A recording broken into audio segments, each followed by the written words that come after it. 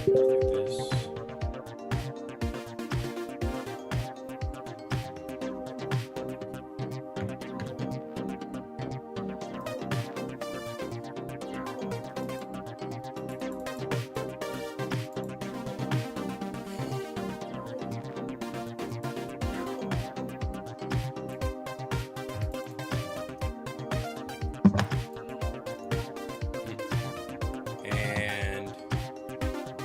here we go.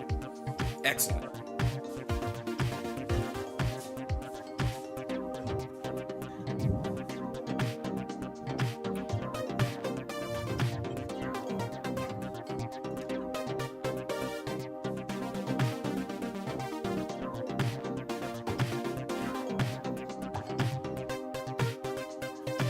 Kind of moved my camera a little, sorry. That's all right. It happens. Hi, chat room. Let's see if we're, here we go.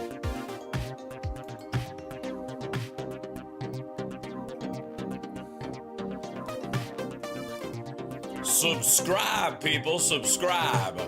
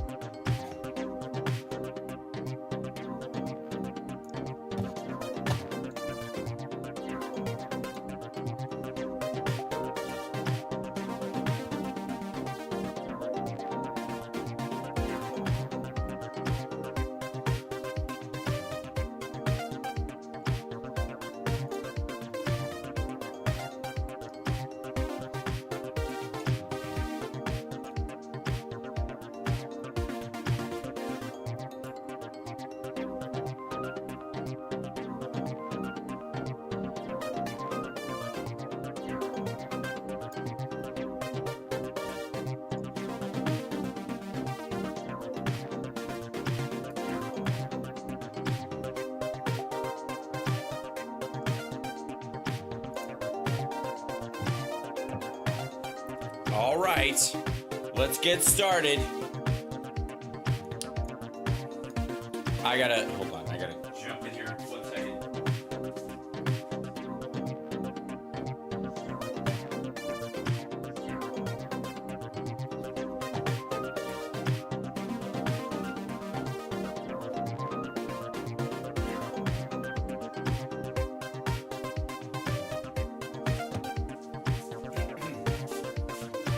All right, let's just go. Let's get started. I'm going to bring in, where's my, I know I have a guest button. I just forgot to build it. I forgot to move it. There he is, Rob Glenn, ladies and gentlemen. Welcome to the show. Good morning. How are you? Hello, everybody. Now, Friday AI is when we talk about the AI news, and there's a lot of it, of course, but also I would be remiss if I did not bring up the jobs report that just came out that will give us one of the greatest gifts of modern media. I have to say, there are a few things I look forward to, ladies and gentlemen, more than Maria Bartiromo and her entire crew's reaction to a good jobs report during the Biden administration, much less if I may, and I think that I can, great jobs report. That's right. Soft landing in U.S. is looking increasingly plausible after September jobs report. 254,000 jobs added last month. And the month before, August, revised up 75,000. So even it's like, well, it's coming in lower. We're going to cool off. That went up again. Unemployment ticked down from 4.2 to 4.1 again, headed in the right direction. That if anything, Democrats are looking at 4% being the magic number, along with 2% inflation, for what would be like 4% unemployment is what you would call constant turnover, when people have the ability to look for a new job but don't necessarily have to quit their job, because it sucks, like because it's damaging their health or their well-being. And so that is the turnover rate of the workforce. 4% at any given time is a pretty reasonable thing. If you go below that, it might be that people are too scared to leave their job. If you go way above that, everybody, either there's huge inflationary pressure, or frankly, like everybody just lost their job. Huge, temporary layoffs, bad times. So, needless to say, this is a huge deal, and I look forward to the multitude of videos later from Maria Bartiromo and Kudlow and everybody who are just like, God, darn, why, what the hell? This is from Business Insider. The blockbuster jobs report just gave Kamala Harris a boost where she needs it most. Yeah.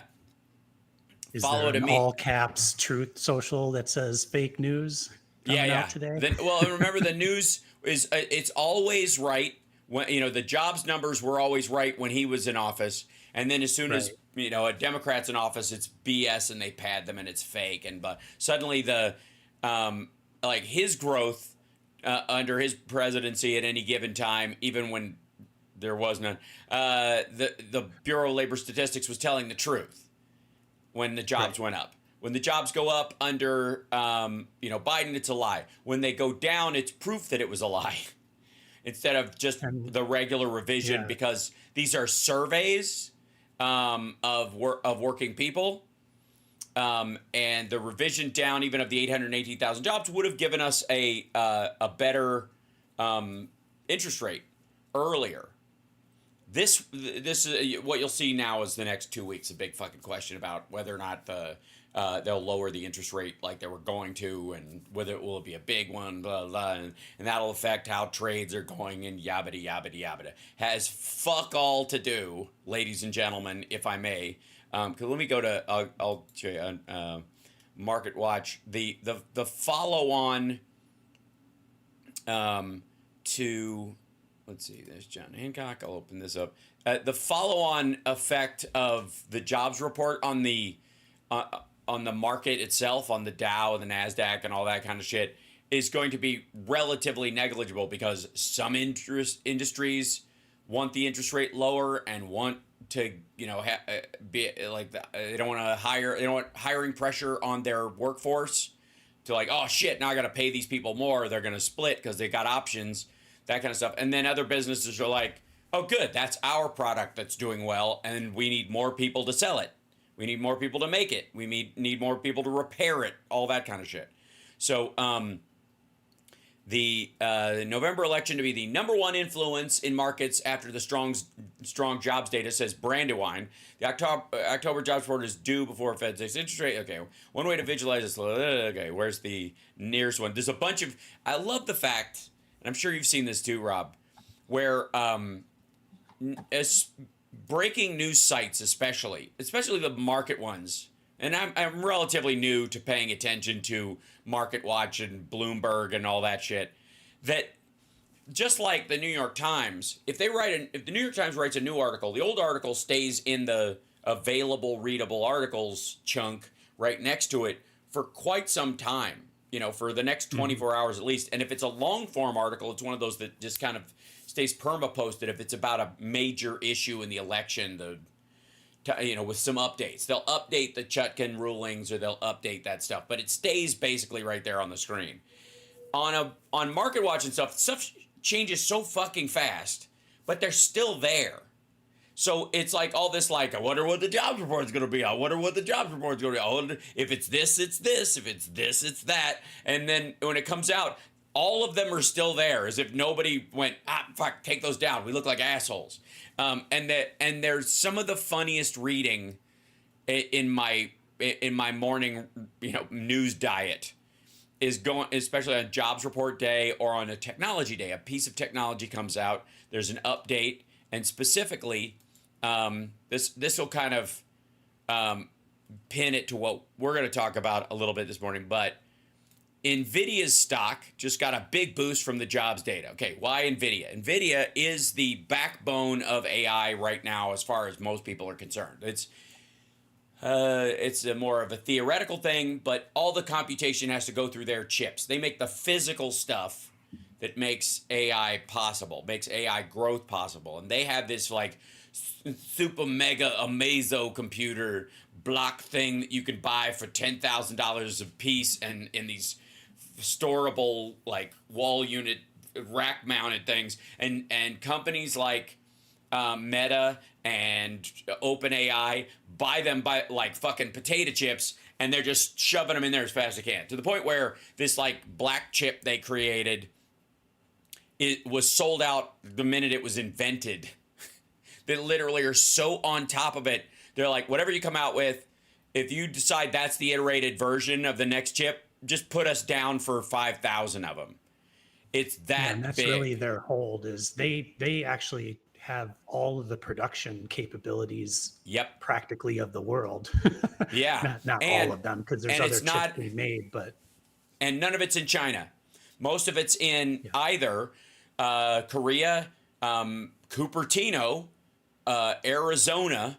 I think there's even an Ohio plant, and Taiwan. They still use Taiwan Semiconductor's facilities to make a bunch of them as well.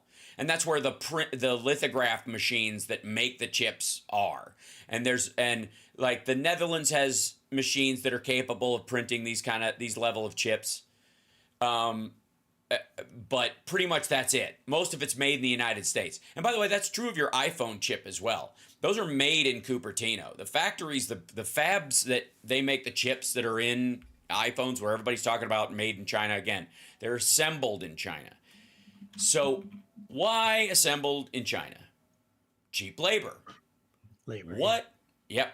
What labor is cheaper than robots? Now, welcome to how the world's going to change in the next 5 years. But that, I want to look at NVIDIA's stock today. Jobs data released. Pow. Now, why is that? Because companies, one of the areas where they're borrowing money to invest is in AI. Whether they're doing it because they know what the fuck they're doing, or they're doing it because they got to keep up and be able to say there's AI in all their shit, or whether they're building the infrastructure to be able to compete in a world they know is going to be run by AI in a very short order. All of that is true. And all of them are like, where the fuck? We're going to have to borrow money or hire people to do this. And what's going to happen is the jobs data being up there is like, we're hiring, therefore we have the money to spend, therefore we have the money to borrow as well. We have the equity to borrow. And that's basically what you're seeing right there. Look at that. Ping. And it had taken a little bit of a hit because there was this idea that the promise of AI is so lacking. It's so behind. Why don't we want AI is AI changing anything? And to me, it's like a discussion about cars in 1930. Okay. Right? Because cars in 1930, you had to hand crank it yourself, which sounds like coming up with the perfect prompt, right? It sounds like a lot of that prompting work. And then, eventually it had a starter on it that you could push a button. You didn't have to get out. And then it had a key that you could just turn on. And then by the time it got to that part, by the time you weren't fucking chitty bang banging your car to get it to go, and wearing goggles because you didn't have a windshield, and there were seat belts and all that kind of stuff. Once the seat belts and all that stuff started becoming a possibility, even lap belts, that was the 60s essentially. That was the late 50s, early 60s, versus the 30s when cars happened. Okay, this is Model T to Mustang in under 2 years. Is what it seems to be. Yeah. Unless you count machine learning as also AI, which a lot of AI now Right. is actually machine learning. So if you Right. count machine learning as part of AI, it's probably been going 5 to 7 years, I would say, Yes. like the beginnings of kind Well, of the machine combustion. learning Well, kind of then you stuff. could go back to like combustion engines and stuff like that. Like, yeah, we had Yeah. coal-fired trains, which were a combustion engine on a piston system, like that kind of thing. Uh, so shrinking the combustion engine down and putting it in a car and then creating a thing, like there was all that lead up to that. You know what I mean? I'm not going all the way back to the invention of fire, but I am saying that like the interdiction of, and this is really more about it involved in our lives, our use of it, you know? Um, Yeah. So in that case, the car analogy is when like you had to be rich in order to have a yes, car because it took so much exactly. extra stuff and energy and expertise and all that stuff. Now anybody can buy a car and anybody can drive one. That's maybe more proper of an analogy Right. where Yeah. machine learning existed, but you needed to be an expert coder to really utilize it. Whereas And, now and, you can and, literally anybody can go online and use it. well, and how long did it take for like giant computers to get from, banks and governments and military facilities and that kind of shit, these giant reel to reel systems or the punch cards at NASA or any of that shit to you literally have multiple computers with far more processing power on your desk right now, right? Yeah. Even a low end MacBook Air has the computing power that just would rule the world in 1965. Like if you could teleport back and go here, plug this in, even without internet, this thing will smoke anything you've got and will help you get up. Now you add AI on top of that you can offload from the computing power of the other stuff onto your private computer. So this is not an AI that's in some giant meta server on their computers. This is yours, and I think Flux is one of them.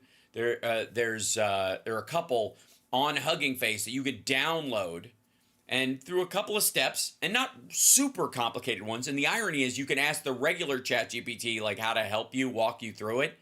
It's sort of shocking. And I have a theory about recently about why the push for student loan forgiveness right now, as opposed to, because it's been an ongoing thing, and why, because a Missouri judge has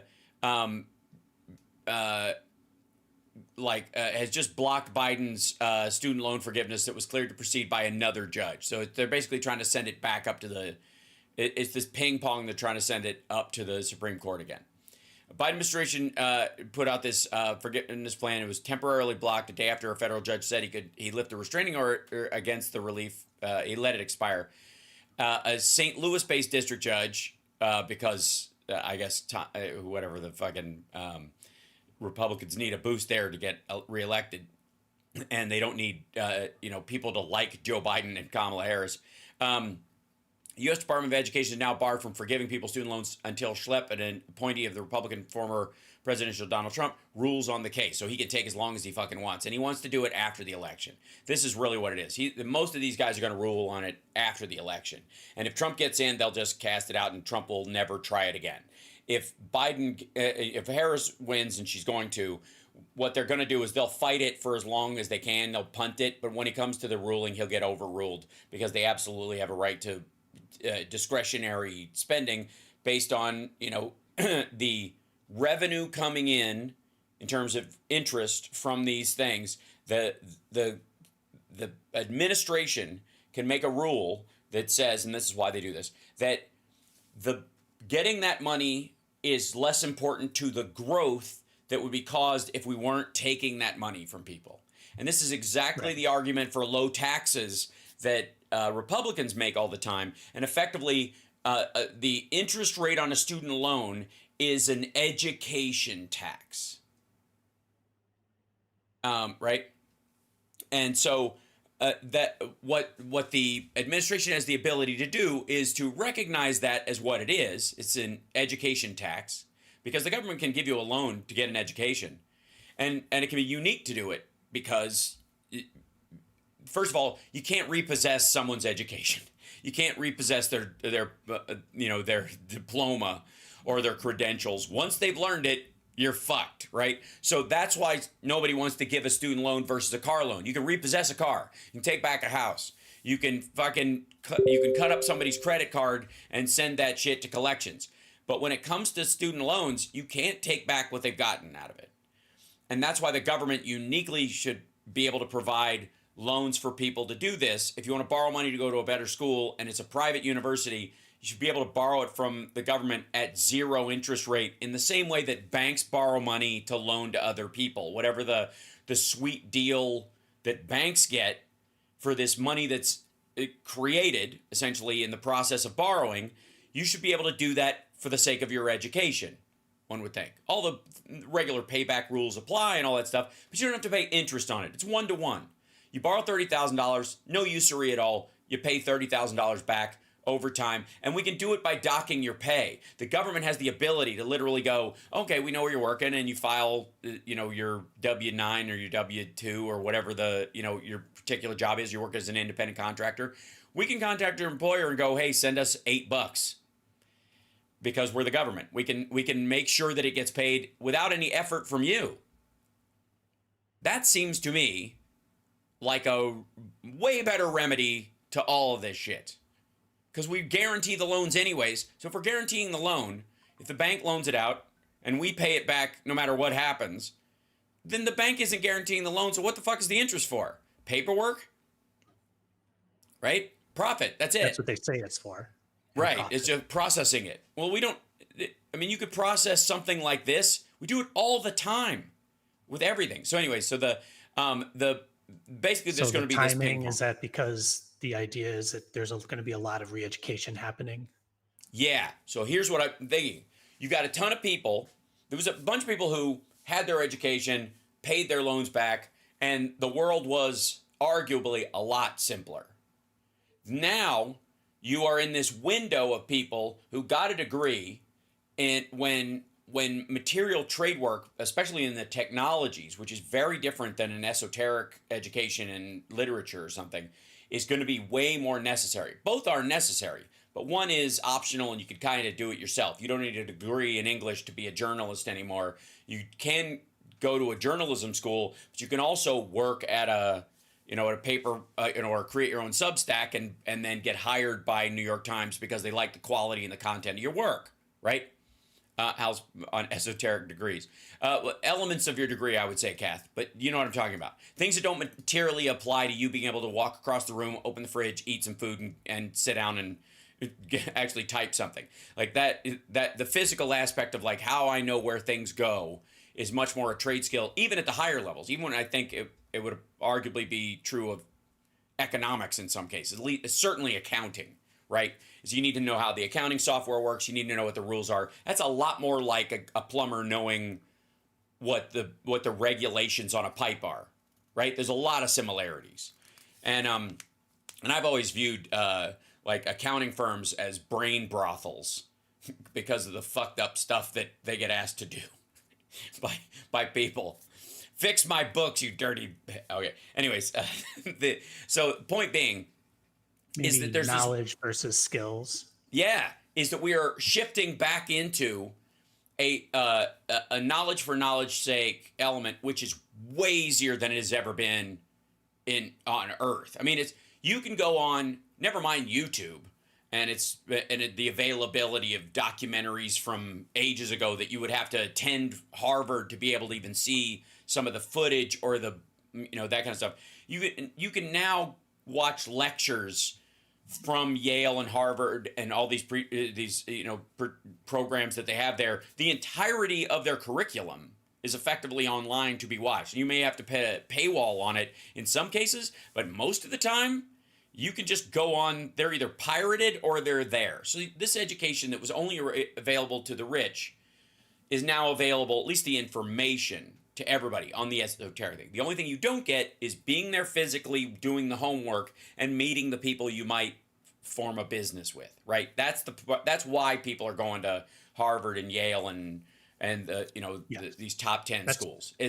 that would be the reason to spend extra money on like an MBA or something like that. That's if you right. will. Because who you're going to meet while you're there, like-minded people, and it's basically like going to a Tony Robbins seminar and meeting your soulmate, because you both are go-getters. You know, it's that Yeah. it's close that you can listen to the tapes at home, but you go to the thing because you might meet friends who will keep you honest and be closer to you, and you can call them up and go, "Fuck is wrong with the hiring right now?" Whatever.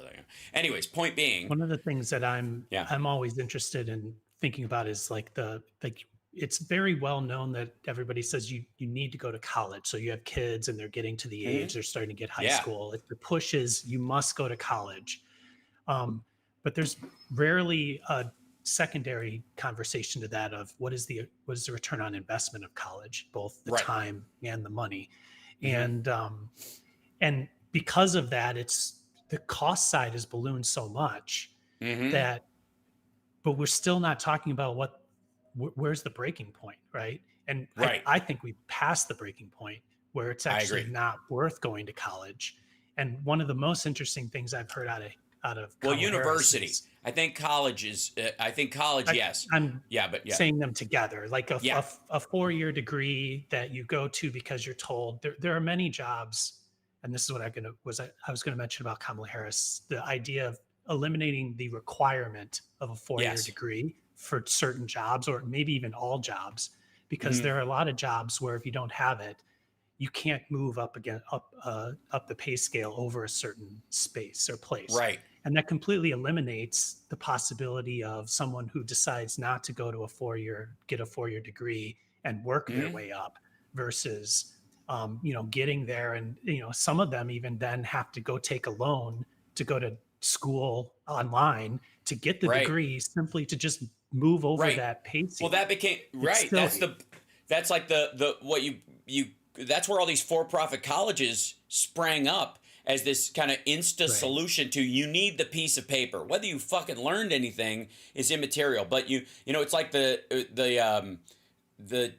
was it it wasn't the Tin Man who got the, oh, it's they gave a diploma to the Scarecrow. Right, that was the thing. The Scarecrow didn't go to a university, didn't study anything, but he had the diploma that proved he had brains.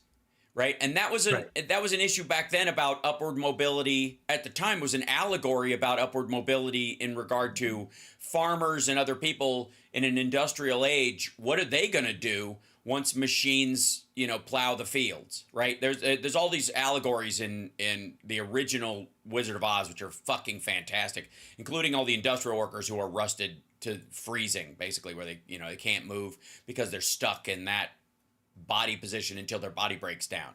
So there's a bunch of shit involved in that. But in what you're talking about, there is that degree window. So we go through periods of time where there is a massive shift in in how things are done. And one of those things is the availability of esoteric education in general, where most people on their own are getting what's effectively a classical education in a lot of stuff simply through television, movies, videos, reading the actual books on their own, that kind of stuff.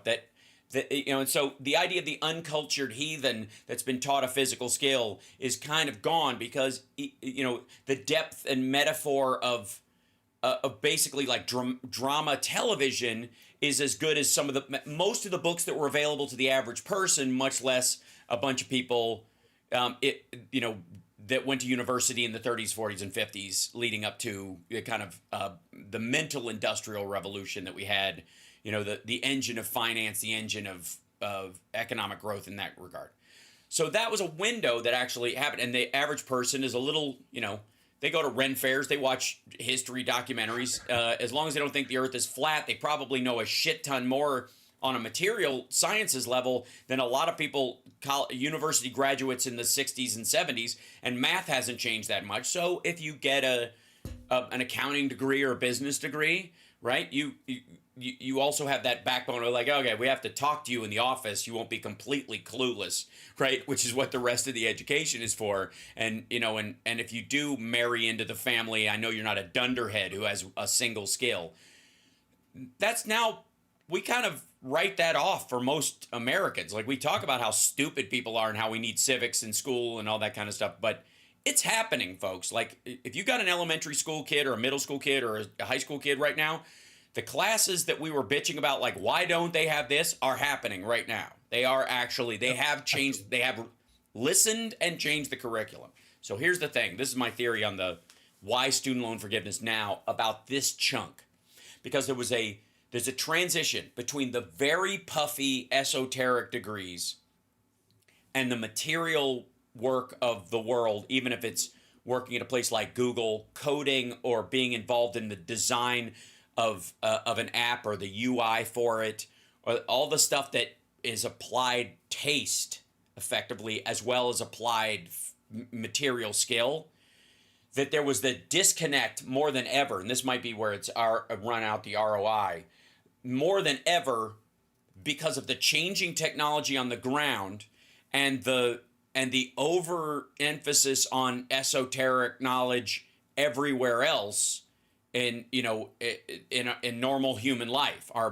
The music that's available to us, the literature that's available to us, again, Harry Potter brought an entire generation back into reading big dense books all the way through, right? So that disconnect accelerated probably mid 90s, and then the technology, as it was just zipping away, became a blimp. Instead of a jet leaving the runway and keeping up with the pace, where you're like, I'm a very educated person who can also do the skills of today, you became a blimp. You just floated above it and there it went. Like technology went so far fucking ahead of everybody else that you're sitting up here with this kind of relatively useless degree because the tech you studied, along with the esoteric stuff still applies. You're still charming and smart, and you still have a reasonable understanding of poetry and literature and grammar and all that stuff. But your skill that you learned while you were there is so obsolete so fucking fast that the reason you got the degree in the first place is fucking worthless.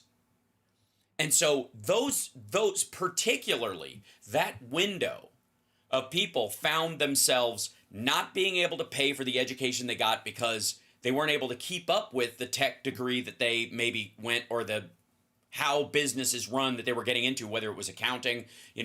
Imagine being your parents tell you your whole life they were accountants, they made a nice living, house, all this kind of stuff, and then you decide to go into accounting right when QuickBooks offers a deal to everybody to go from businesses to personal taxes. Now it can do your personal taxes, and you get a personal advisor you can ask questions to all the time. Now add AI on top of that, where they don't have to hire a physical fucking person, which might have been your alternate job.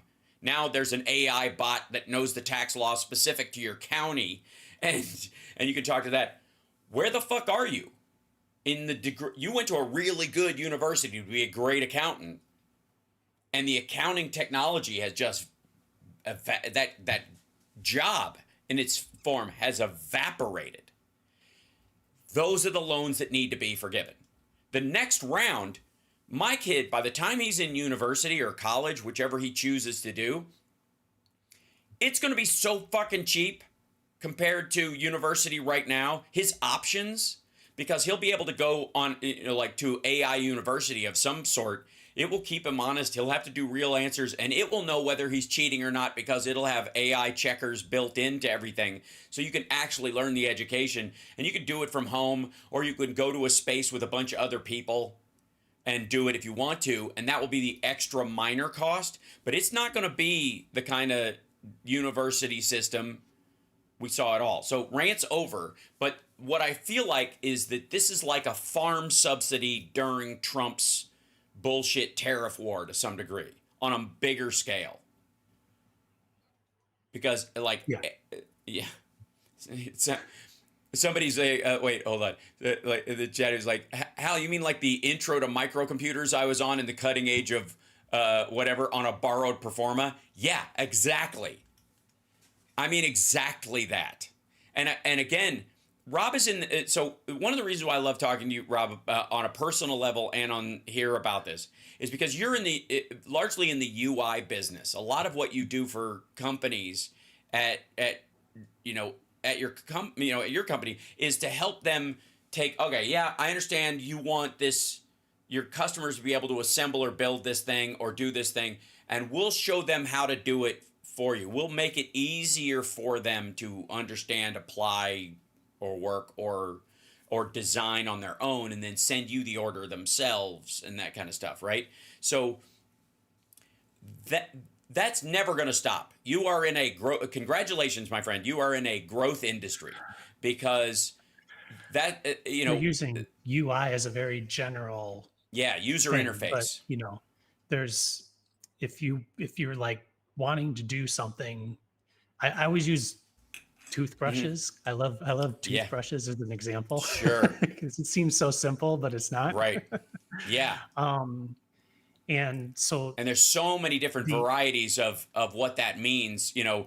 Electric toothbrushes, sonic toothbrushes, reusable heads, throw the whole thing out, bamboo stick, whether old fashioned just bristle brushes, nylon versus whatever. Like there's a ton of that stuff. Yeah. Well, it's a product that like there's a lot of products like it. It's just an example of a product that you kind of have to have. It's ubiquitous in your home. Right? Yes. So and you have to replace it often. There's a function of cleaning your teeth, and so if you look at how those things are delivered to you, where are they made, what are they made out of, and how are they delivered to you, it's really a microcosm of what we've done. Like we've decided that we're going to make those in China, and we're going to fill up a container, and a lot of toothbrushes can fit in a container. They're also pretty light. So that's not a big deal to move a container or many containers of toothbrushes over to the US. But when you start applying other things to that, like what are they made out of, or how does it affect the environment? It doesn't make a lot of sense to be making a product that fills every single store in the US, 7,000 miles away. Right. So that thing should be made, in theory, it should be made closer to the end use. Yeah. Because and any product like a toothbrush that's constantly being used, you want to innovate inside of it to try to get it closer to the end use and try to get it to have the least impact as possible. So but if you look at them as an example, like they've turned into ways to extract more money from you. And I don't mean that in this like, I hate the government kind of way, or I hate big toothbrush. Right. I literally mean that they had to create larger margins inside of that product to make it even worth making. Because if you don't have a toothbrush, that's a problem. But who's going to make them if they're not making them any money, right? Right. So they started. The investment has to be higher, in what people are willing to pay for it to justify the trip. Yes. So inside of that comes then your choice of how do you go from what really is a simple utilitarian toothbrush, and those might have been made in the 80s for, I don't even know, 50 cents.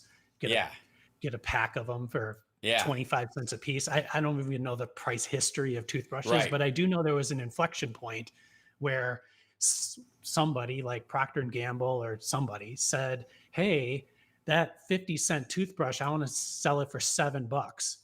So in the process of figuring out a way to convince customers that their 50-cent toothbrush should now be $7, they had to do things like teach them or show them in the physical aspect of the thing with soft things and different bristle shapes and all this other stuff, like show you how it fits on your teeth differently.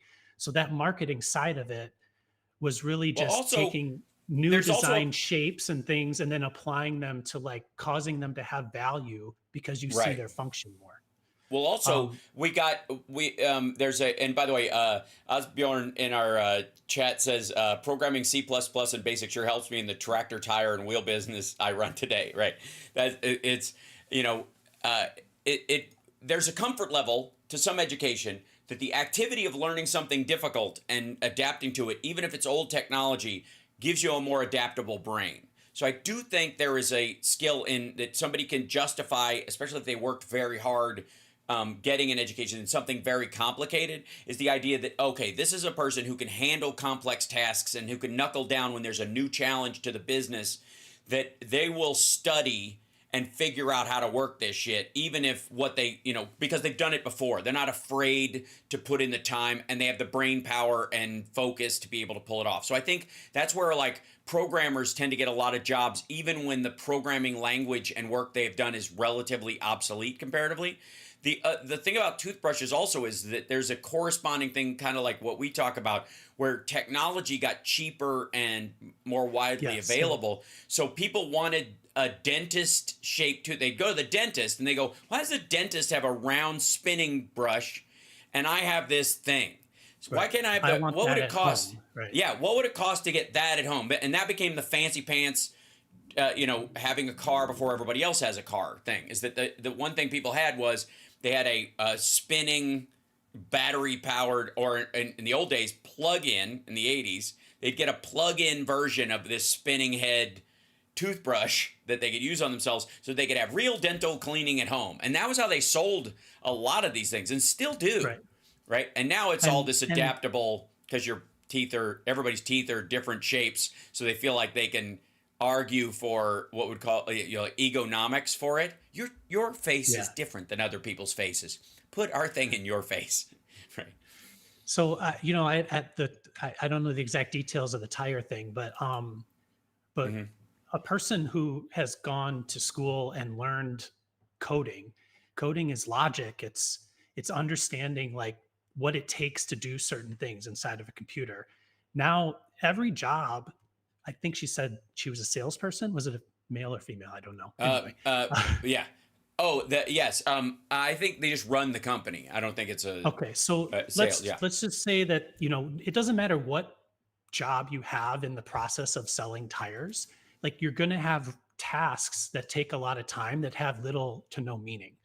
And what I mean by that is, like, what about, like, you have contacts coming in and you need to sort through sales leads, or you need to organize something, or so there's a lot of things in every job that you just sort of like deal with because you have no concept of how to make them better. And one of the reasons for that before AI is that, well, being that this person went to school for programming, they understand that, let's say that they needed like a customer management system. They understand like how to make it, but they're like, there's no way I'm going to make a customer management system for, calling people and dealing with selling them tires. Right.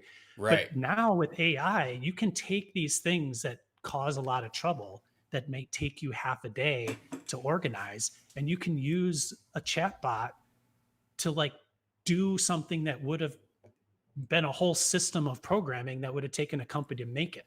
And that efficiency, I don't know if I'm making a lot of sense. Like, we just had an issue where we had to take like 9,000 files, and they were like sequentially numbered. So it was like file name 001. Like, it went all the way, it went from 0 to like roughly 9,000.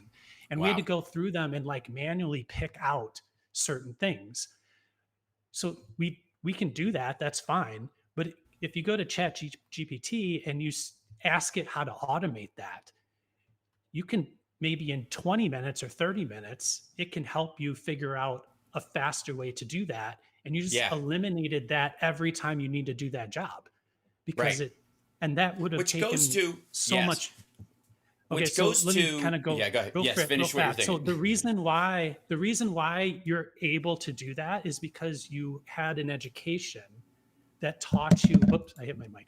That taught you about problem solving, and you understand like there's this whole thing of coding, and now there's this AI thing, and all you're really doing in that sense is you're connecting the dots, and the ability to connect those dots came from your history in school and your experience in work. And what we're teaching in school is not quite that. Well, it is, it's getting there now, but it used to be, we're just teaching kids rote stuff, and they, memorization and things like that. And it's starting to change into problem solving and like how you do the math problem instead of what the actual answer is, that sort of thing. Right. We do have some on a technological world. We do have some sad breaking news. You can tell. You can my voice dripping with irony, folks.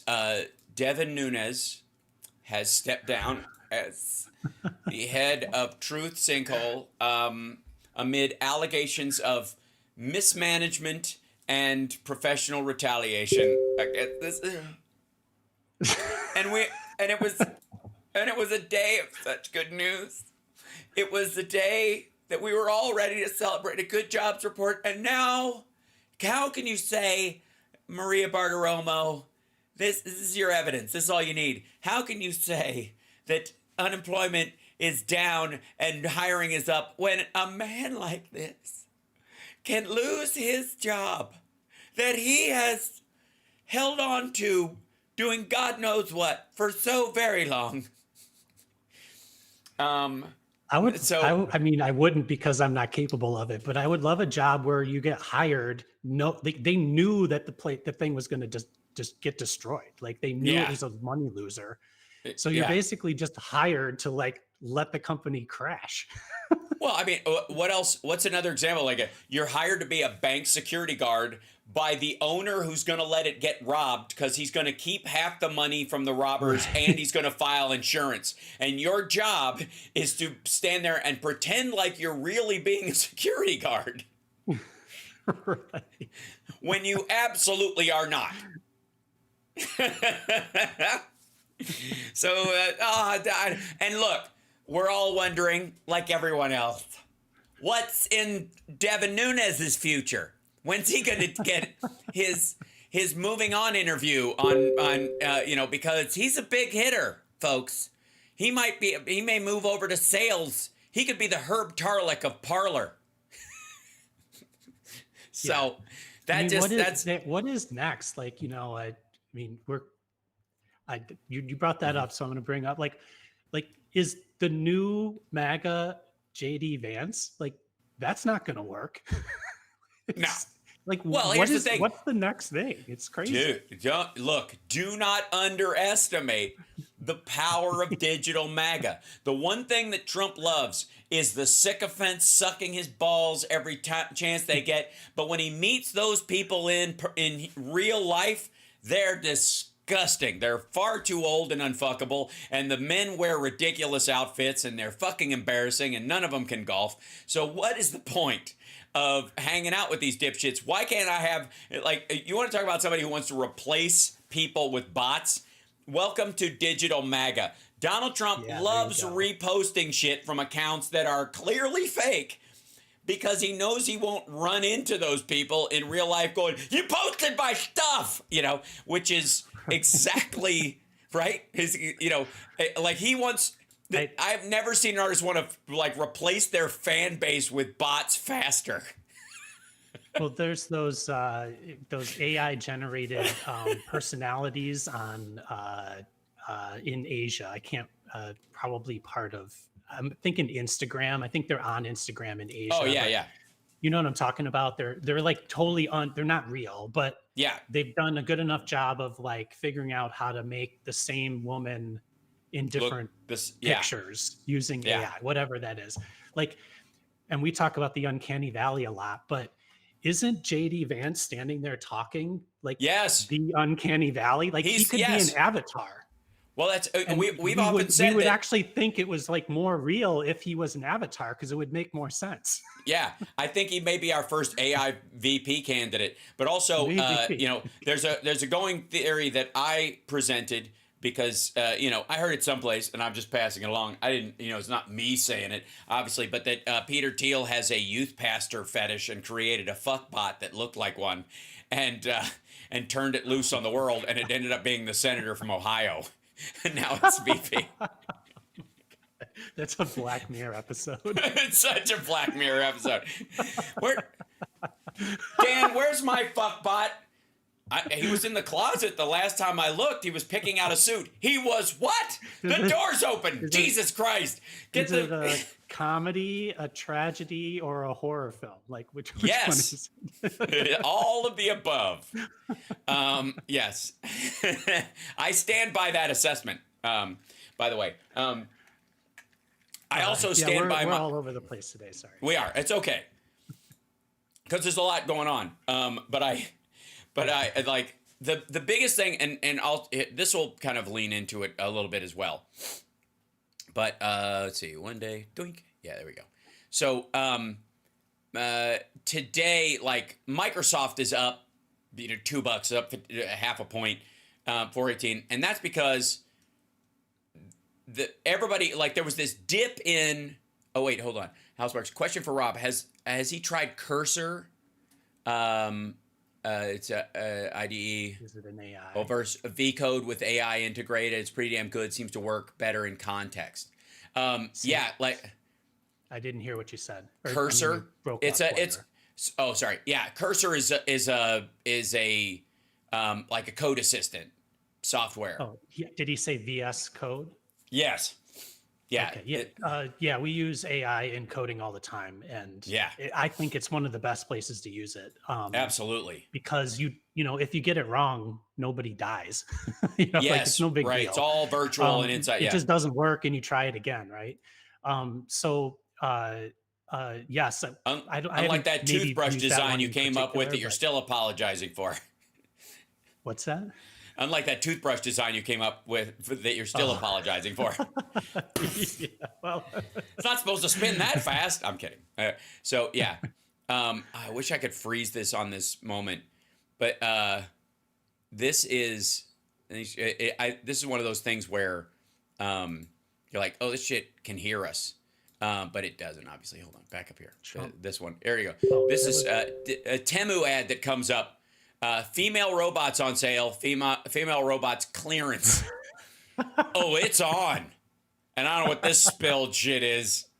And this busted can. I don't know what the fucking content. This is an AI generated ad if you've ever seen one. But female robots on sale. Female robots clearance. Do you really want the one that nobody wanted? We put the teeth in the wrong place. Like, no.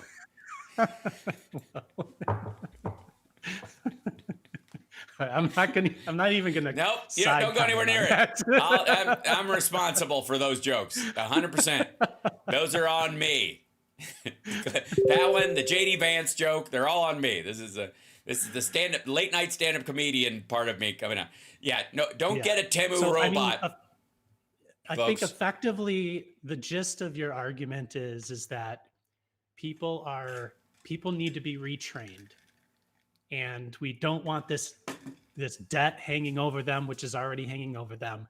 But on top of it, the retraining is going to look different, or should look different than what it has in the past. In the past, there was this idea that, we'll just start subsidizing community colleges so that we can retrain people to go from coal jobs to solar jobs.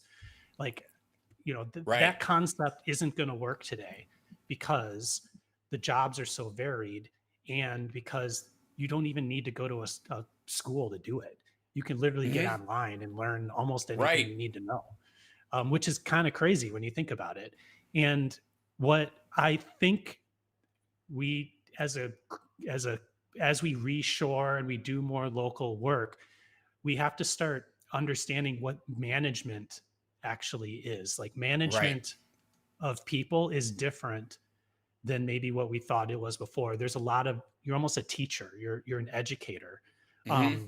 Because like I learned more in the first year of work than I did in my 4 years of university, right? Like, that's a real thing. And these things that are happening sort of like on the cutting edge, you need to teach closer to them.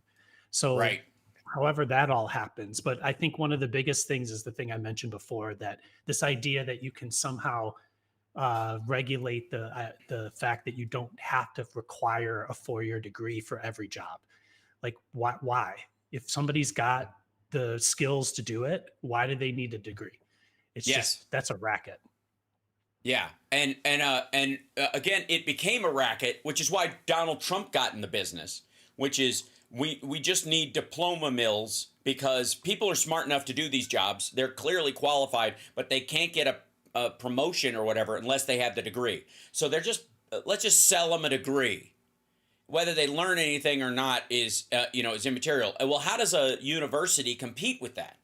How does a university that actually creates an education, how do they compete with that? Well, the way they do it is they have to like offer the connection, the legacy hires, all that kind of, or the legacy admissions go up in those situations because that's the only reason you're fucking going. You want to gut the university system, stop legacy admissions because half the people from like lower and middle classes, one of the only reasons you go to a university like that is because you might share a fucking seat with with Mark Cuban's kids or some shit like that, right? And that could affect your future. Like that's one of the rungs in climbing up the ladder of success was, and it's, by the way, it's exactly how JD Vance fucking did it. JD Vance went to Yale, and because he went to Yale, he hobnobbed with guys and he became a fucking venture capitalist. That's not something he's, uniquely qualified for or even fucking smart about. He shuffled money like anybody else in any other industry. If you're buying used cars and moving stock around, it's the same skill set and brain pattern. You can tell by listening to him. It's just a different vocabulary and a different group of friends, right? And that's what those, and so this is what I would say to those big universities. Don't get rid of your legacy admissions. It's one of the few reasons why people get in there in the first place. And access medium to low income people who do manage to get in there, having access to, that entrenched wealth that exists. That's one of the only ways you can do it. And Harvard and Yale and all these societies, they know it. Same with in England, Cambridge and them. It was your way into linking up with initially lords and the royal family itself from the caste system that you were effectively in.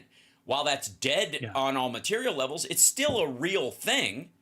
I don't know anybody in the, like when I came to LA, I didn't have any family in the industry at all. Every success I have made as an actor and as a comedian was fucking just climbing a slippery rope all the time, just getting as far as I could and sliding back down, and then hopefully finding a knot at one point, hanging on until I could catch my breath, and then going to the next one. Half the cast of Friends went to Hollywood high school with parents that were already running sitcoms, and the fellow kids that were there, were in shows already. They got their first acting agent in high school. I did too, but I did it by winning a contest that got me into a seminar that was like how to make it big in LA. And there were like 3 agencies there and I could meet with them and try to get signed, right? That was how I did it. This has been a second ago. Like when I came out to LA, I talked to my dad about going to UCLA or USC film school once I got out there. And he wouldn't pay for it because it was expensive, even though that was the family agreement. And he had a bunch of excuses for it. But the point is that both of us weren't 100% sure that I needed it to succeed. I was already working, right? But I knew that had I gone there, I would have made connections I wouldn't have otherwise. So I took extension courses at UCLA and USC that I paid for out of my own fucking pocket in cash. I would work a job and then I would take $3,000 and take the screenwriting after school program kind of shit that they did at USC, learn next to fucking nothing, but sit there with like TV writers who were trying to always upskill into writing movies and stuff like that. I knew there would be some there, and I ended up working for one. I ended up being a ghost writer for a sci-fi writer that had a deal with Neufeld Ramey at Paramount, and he hated doing research. And he didn't like writing. He was the only sci-fi writer I've ever known that didn't like to read. Makes no sense to me. Like, of all things, right? And I did, he'd get paid $100,000 for a draft of a script, and I would get $8 for my work on it. because of like what were effectively WGA rules. They had to pay me something. Okay. But I did the whole draft. I wrote the whole script, every single word in it. But it was his deal, so he got 100,000. I got 8. But I took that 8, and I paid for 3 more classes, and I ended up working as with John Truby, being his intern, working on software for that kind of stuff. That whole fucking thing, that process, that's why I call the 90s the Sisyphus years, would have taken me about 2 years had I been, able to afford getting into even Northwestern in Chicago, right? Which had which is definitely an upscale school with a lot of actors that go into that and then into like Steppenwolf in Chicago and then on, right? That ladder would have been meaningful. And I know this, and Yale knows this, and Northwestern knows this, and Cambridge knows this, and it's the only fucking thing they offer now. Well, the for-profit colleges, the reason why they got in trouble was because they were lying about their placement rates. So that was them basically trying to quantify what you're talking about from the other universities. So right, that is the most valuable thing coming. Twisted Stepsister saying, "Welcome to capitalism." Okay, the moral of that story isn't the issues with capitalism. The moral of that story is people tribe together for function, no matter who the fuck they are. And if you can get in with that tribe, you can get a head start on just doing it yourself. And if you don't have access to that, if everybody has access to that, there is no access. If everybody can get into Northwestern, then there's nothing special about it. You won't hobnob with anybody because there'd be too many fucking people in your class. Like, there's no narrowing aspect of it for people to focus on where they want to go, who they want to learn from, how they want to learn. That's always going to happen. That inverse hierarchy is going to exist. But in terms of universities, what you're going to take away from it are largely lifelong connections more than that. And that's the biggest things people are going to weigh around university, because the actual education part of it, I got to tell you, ChatGPT, if you ask it, it will teach you a Harvard MBA, and it won't be any more wrong than a forgetful teacher that misspeaks occasionally. And that's new. That's not even in 3 years or fucking 5 years. That's what I'm talking about with that transition, the blimp versus airplane taking off. I'm super careful when I talk about this stuff because I agree with you. And I have a 4-year degree. I saw somebody in the chat say a fine arts degree is useless, but I have a fine arts degree. Yeah, no, it isn't. It isn't, because again, school is where you is a safe space to fail. It's the beta and virtual world of business. So when you're doing a design in the real world and you present a design to a company, that affects whether you eat or not. When it affects a grade, it's serious, but it's not as serious as whether or not you can pay your rent. Right. And so what schools are, especially when it comes to making art, are incubators for you to get up to a professional level and be able to fail in a safe space. So it's tandem skydiving, right? That's what university is, tandem skydiving. And it's got value. Can you jump out of a plane with a fucking parachute on and pull it yourself? Yeah. Does it work 90% of the time? Sure. Right. But tandem skydiving works 99.9% of the time. And the window of failure is way smaller. So school has so much value for you to actively do shit in an environment that won't cost you your livelihood or your relationships, or, you use up all your time to do it because it's understood. You're not writing your book, your novel from scratch. You're writing a paper, and everybody around you knows, okay, this is writing time. You're doing homework, and they give you the space to do it so you can learn how to do what you'll do later. Yeah. So the reason I brought that up was to say that it's so ingrained in us, like society is so sort of focused on the concept of like that it has to happen that way. And there's a lot of people out there that are not ready to, or not maybe capable of making their own way. And that's fine. Like you need a more you need to be taught a different or a specific path. Like so much of more training wheels.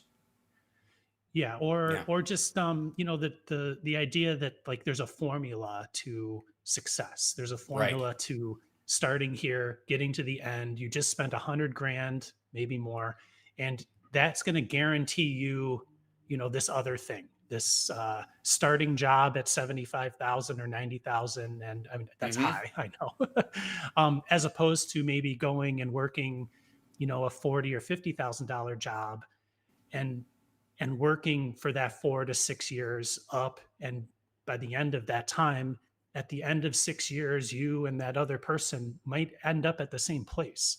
Mm-hmm. um, I have a lot of experience in that, in the sense that my brother and I were twins, so we Mm-hmm. obviously were doing all things at the same time. But he didn't go to school, and I did, and I run a business, And and he he doesn't. knows everything you know automatically. Yes, the twin thing. So No, weird. my point is like we're He got a both degree too. 48 now, and Mm-hmm. we're basically in the same place. Like Mm-hmm. if you look at our 401ks and our assets, our house, our kids, like we're basically in the same place. We just took two completely different paths to get there. To get there, right? And at the end of the day, it's not about like which one of us got more rich or not, but we're both just happy, like healthy people, right? So Yeah. um my point is just to simply like, I think the idea of what your path is needs to expand a lot. Like our vocabulary around Yeah. what is good moving forward for our kids. Like what is the meaning of success? It has to be much more nuanced than it is today. And I think a lot of like the the the worst of us comes from the idea that uh people think of success as like who made it really big. Like in business, it's who Yeah. made it on Shark Tank and got the $1 million offer. And it's not that. Like that's getting rich quick. That's like Yeah. winning the lottery, right? It's Yeah. it's more about the process and what you're doing in between and what you're learning and that stuff. But we rarely celebrate the person that worked hard and all the time they were working hard. Instead, we're celebrating the person on Shark Tank that, now has $1 million Sure. loan from a rich person, right? Yeah. And JD Vance, going back to that, is a product of that. He was in venture capitalist, like he was a venture capitalist, so he was basically like the guy spending another guy's money. And maybe he had success and maybe he didn't. I don't know. However, they Yeah. make money. Yeah, it's one of those. It's like producer back in the day. Just make a business card that says producer or filmmaker and carry it around and hand it out in Hollywood, and that would help you at a certain point. Venture Yeah. capitalists is the same way because everybody blames themselves if they don't get the money from you, but everybody wants to kiss your ass. It's literally like creating some sort of fake background as a venture capitalist is just a guarantee to be taken to like strip clubs and given cigars in like 3 different markets in the fucking country. It's ridiculous, and it can be meaningless because all you got to go is we're going another way. The guys I talked to our guys who are the finance guys, and they're dropping 170 million in this thing instead, and those people will blame themselves, the people that wined and dined you trying to get your fucking money. It's a scam in large part. And believe me, you want to really know what a scam it is? Talk to women in the tech industry trying to start a business, because these motherfuckers walk around like, I got $50 million. You want access to it? How bad do you want it? It's gross. The tech industry is fucking rife with that shit. And there's no guarantee it's there. It's not even like, and I would say to those folks, if you're going to meet with those folks and they want to hear your pitch and all that kind of stuff, I'd have them put at least a 1% of your overall nut for what you want to do in a bank account. And if they decide against it after you told them what you're going to tell them about your business, you get to keep it. So if you're capitalizing your country, if you're capitalizing your company at $500 million and they want to have a fucking meeting with you to invest in half of it, fine, put $5 million in an account. If you say no, I keep it. Because I'm not going to tell you my fucking idea so you can run off and go, hey, have you thought about adding something like this while you're fucking drunk at another guy's party? Eat shit. Maybe a little more powerful than a non-disclosure agreement, right? Like, what it would be is really a non-disclosure agreement would also ride parallel to that, but also that $5 million is proof later that there's a chain of custody on the information. Yeah. I'm a very Yeah. smart But person. I, the, I I would be, if I was evil, watch out. But I'm not. it's very difficult to enforce non-disclosures. Like if you have an Right. idea that and you go to a venture capitalist who's talking to 10 other people and that person happens to mention something to a fifth Mm-hmm. company, you're number one, and that company does, the idea that you can somehow go get compensation from that company is, you're not going to do it. It's very difficult to prove. Right. Yeah. Yeah. um Well, at I mean, any again, rate, this. I think what we're Yeah. saying is that this change, university, Mm-hmm. the ROI on university is completely broken. It's been broken for a long time. Mm-hmm. And we're at a point where the thing that's going to change Mm-hmm. that equation is AI. Like AI is the thing, and it's practically free. Yes. Well, like I said, that's where I'm, and I think you agree. We're so bullish on AI as a net positive. One of the things it's going to give us, besides robot butlers, and again, what did it take to have an in-home humanoid that walked around and did what you asked them to do and stuff, like, having a butler, being royalty or a lord or some shit like that. Oh, and slavery being out of the question for most of us, I would think. Obviously, I've lost some of the maggots in the crowd when I said that, but you get what I'm saying.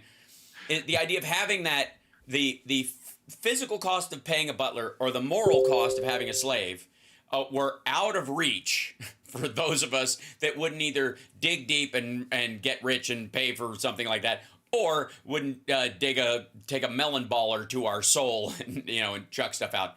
Now that's going to be a norm for middle and upper middle class people to start with, just like cars. And Right. you know how, like, people have shitty beaters that they drive around in? There will one day be shitty beater robots, right? That There's do a plenty lot of movies about stuff. that. Oh my god, yeah, right. Well, yeah, the Chappie and if you want to see a great dystopian, borderline Black Mirror thing, look up Hardware, the movie Hardware. I just watched that, I'm pretty sure. Yeah. I think I just watched that. Is it Dylan McDermott or Dermot Mulroney? I always get them mixed up. Dylan McDermott, I think. I literally, Yeah. like, while I was working over the past 2 weeks, I've been really busy. I have sci-fi going on my screen, and I'm pretty sure Yeah. it was in the mix there. Yeah. Oh, we all walk the wibberly wobberly walk. That dude or whatever. And it's set in the future where this guy brings like remnants of an old war robot he found in the desert in the sand and gives it to his girlfriend, who's a sculptor who smokes way too much weed, and it doesn't realize that it can replug itself in. If you reattach its parts, it's designed as a military robot to reconstitute itself from whatever electronics are around, and it starts killing again because it was the Mark 13. No flesh shall be spared, right? Because all robots eventually just kill you. Yeah, that's right. But it's, I mean, as low budget sci-fi goes, it's pretty fucking spectacular because it's encased in a very minimal space. They built this apartment set she lives in, which looks very Blade Runner / Alien as far as how the doors work and all that kind of stuff. So they really spent their money well to make this thing. But it's basically like the movie, if you ever saw Venom, which is about a couple. This guy's going to kill his wife with a poisonous snake, and she's trapped in there with it. He locks her in the house essentially and leaves for the weekend, hoping the poisonous snake will kill her by the time he gets back. And like, oh dear, what happened? And it's a black mamba that's loose and it's always flying around. So there's a lot of jump scares and shit like that. But it all happens in one house. It's very smart production wise, right? And Hardware is one of those as well.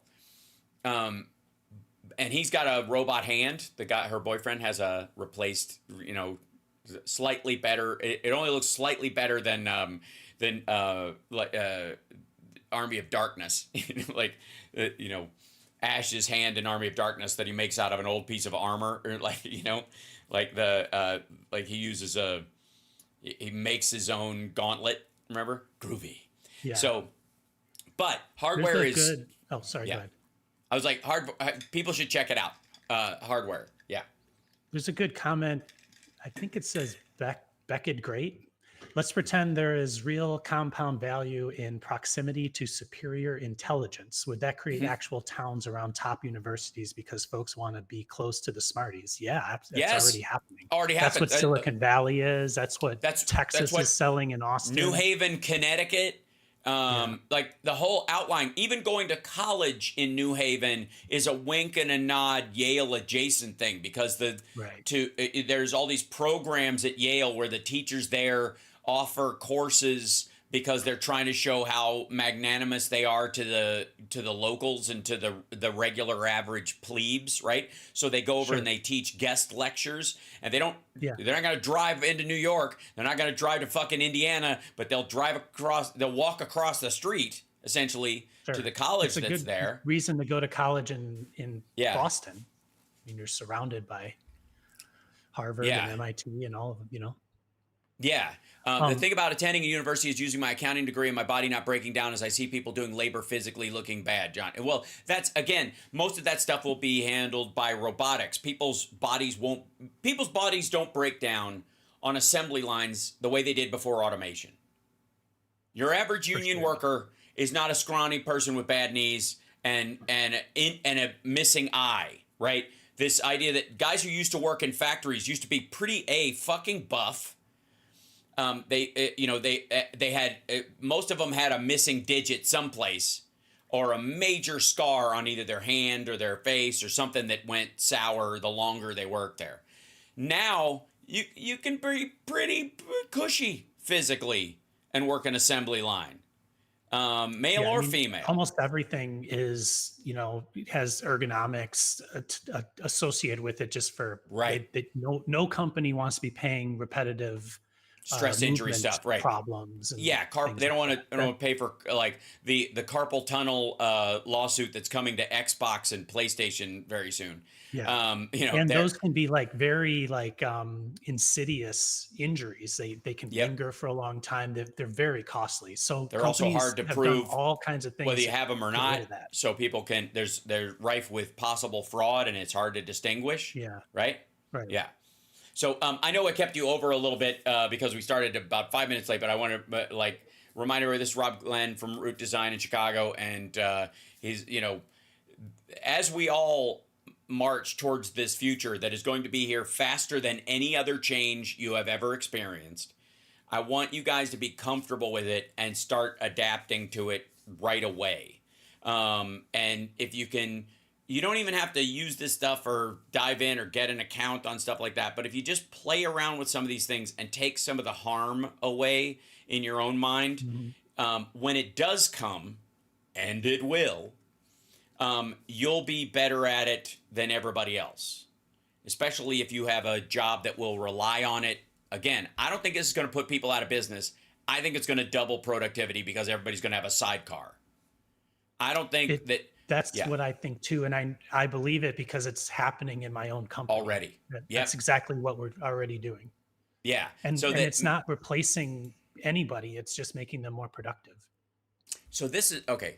This goes to, I guess, will be my final question on this, and then I'll let you go at the half hour point. We got 6 minutes left before I have to, and by the way, you're watching Housemarque's Mornings Mega Worldwide, which I think shows taste and breeding on your part, because you're not going to see these kind of depths of conversation, even about AI, anywhere else. You just aren't. You're going to see people talking about what the newest thing is, and the very next day, what they said is going to be useless, because it's already toilet paper. Like that, discussing, literally watching AI videos online right now is like watching someone talk about one sheet of toilet paper.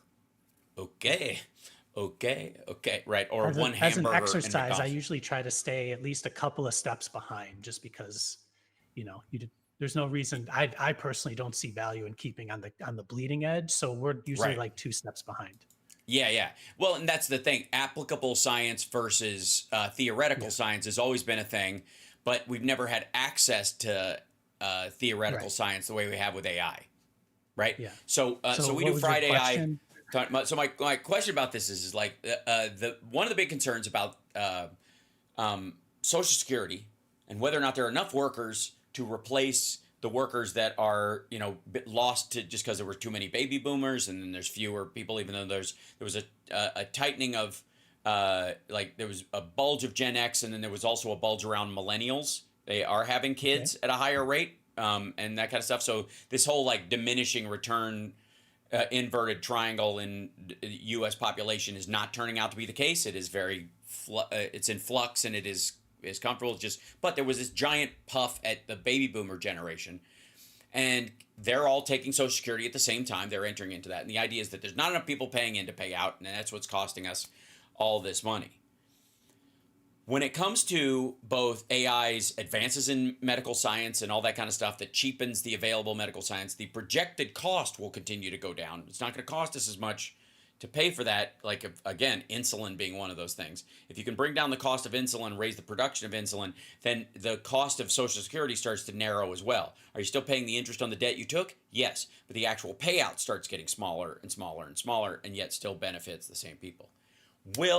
For the lack of born babies to replace the workers, will effectively AI/robots be that replacement workforce that will help Um, us pay off yeah, that? I mean, it's a matter of efficiency, right? Like, Yeah, so you need a certain amount of Social Security to live, and you living requires the costs on you, like the things taking that money away, are mostly healthcare at that point, yep, and cost of living stuff. So yeah, it would make total sense that one of your analogies was you know your quality of living changes, even maybe though that your income isn't going up because right, your goods are cheaper. So, yes, and a lot of that, again, that goes to the China thing, but the same thing applies. If we didn't have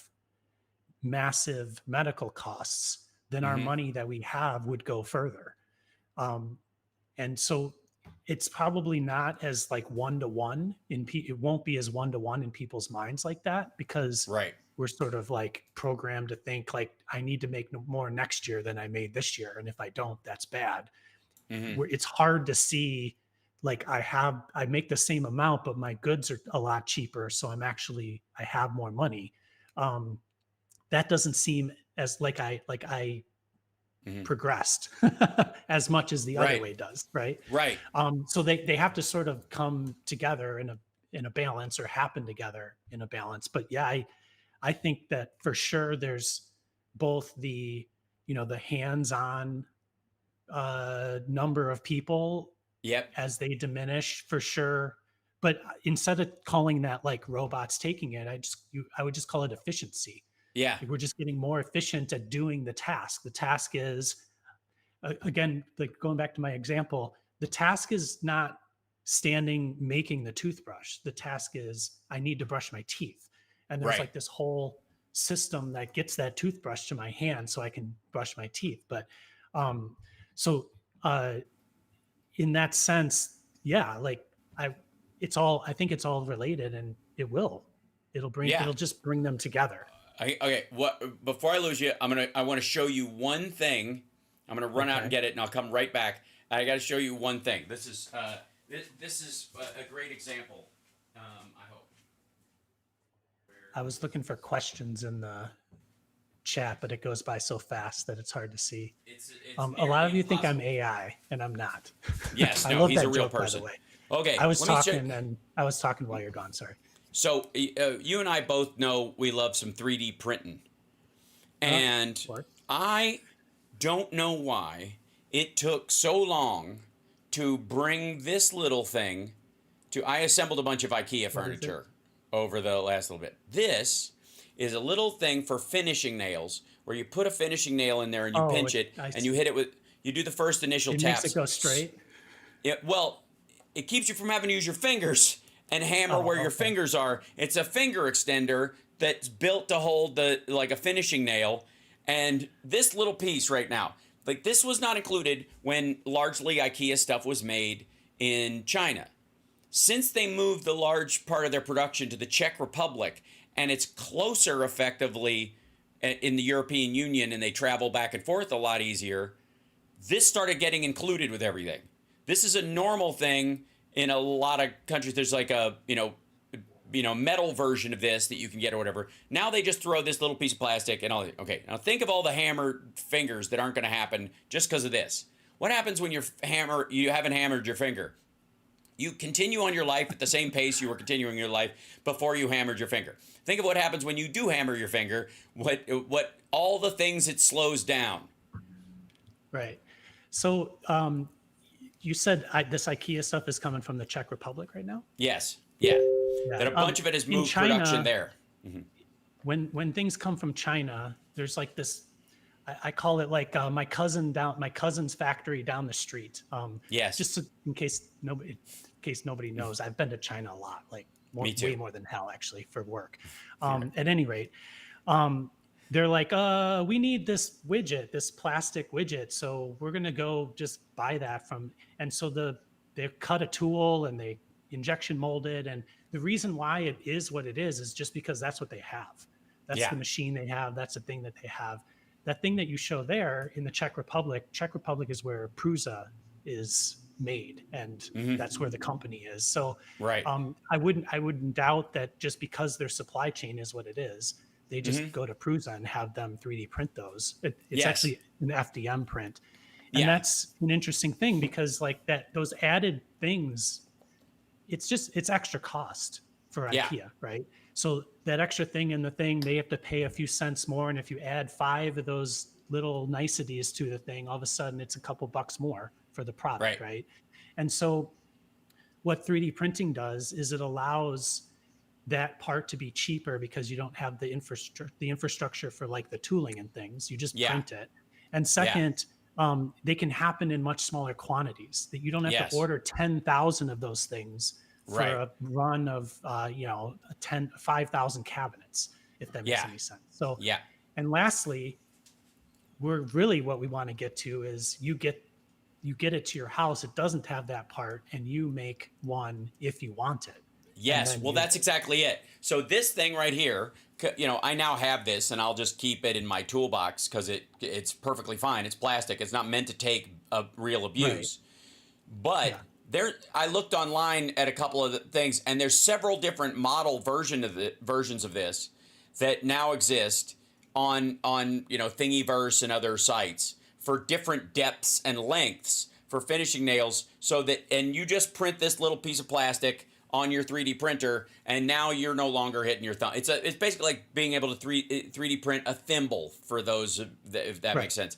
And so more and more people will start thinking in those kind of terms, and instead of saying, okay, China will crank out a bunch of these things, put them in a giant box, and they're all the wrong size because they're specific to the design, the length, the depth. So you put this up against the edge of the piece of furniture like that, right on the corner, and you put the nail in there. There's a little tiny hole that's the size of the finishing nail, right? And you pinch it together, and then you just tap it like that, and you start it. That's it, okay? I am not holding it upside down. That is the way it goes. It goes no, that's the way it goes up against the wood. Yes, it goes like this, up against the thing, okay? And then you hold it up against it, and that's how you drive it in, okay? And it's different for every piece. Some of them are further in, some of them, whatever. And different companies, I'm sure, would have similar things like this. In Europe, these are not that uncommon, but they're a furniture maker's tool. This is something only, somebody would have this made metal because it's got a spring and hold the thing and be able to release it.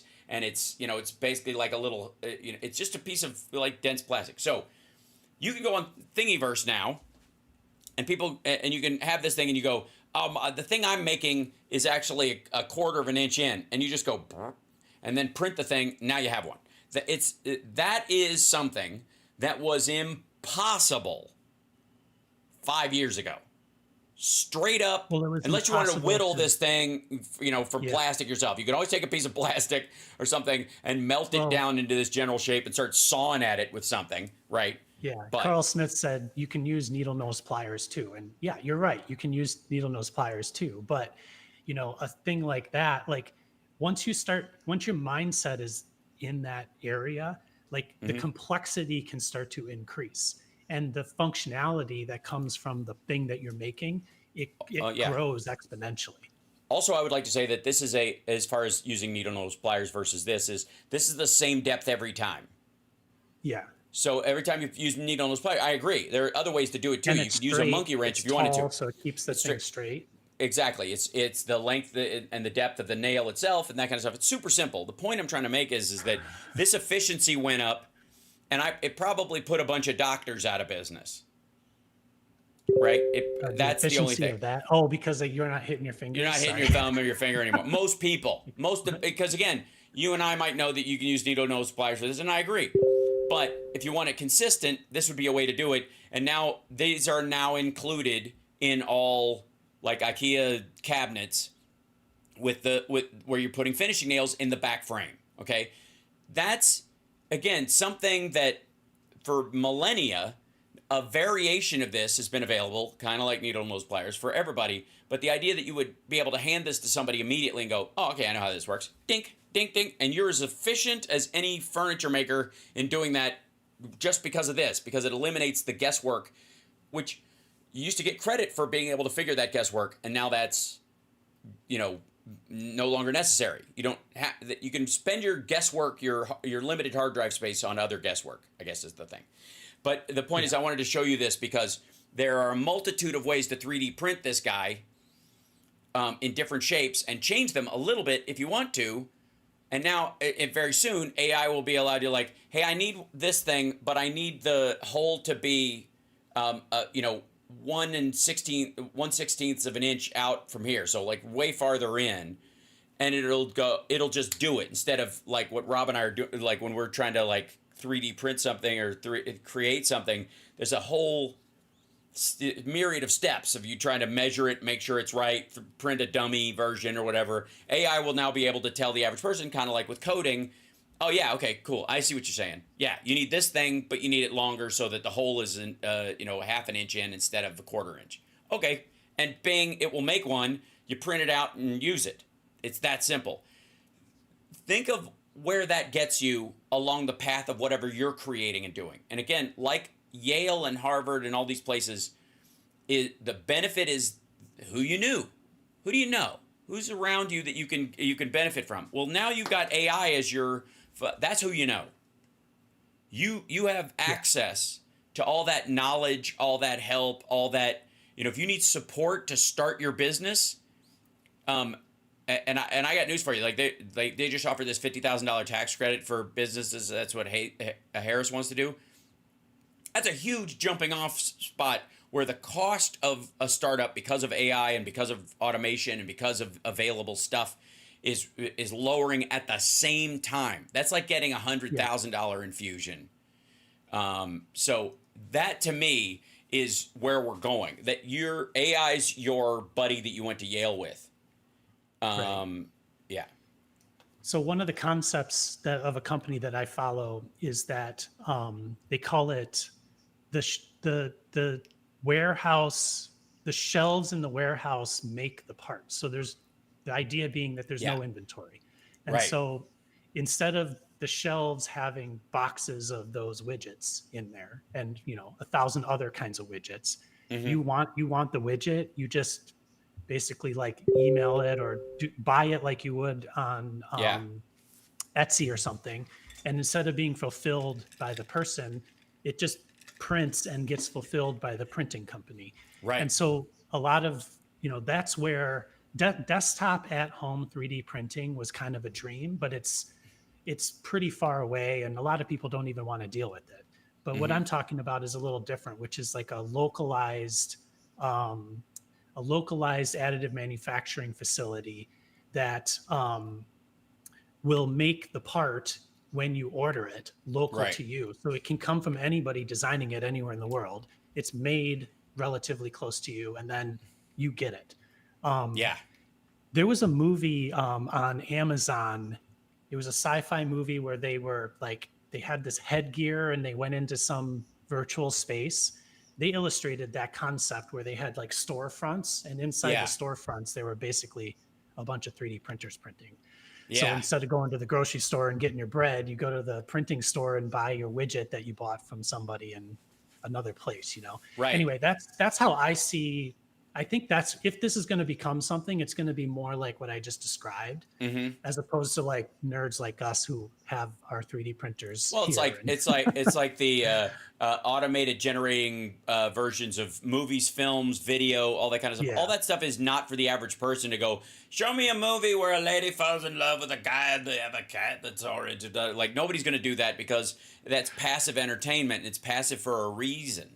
It's not passive accident. It's not.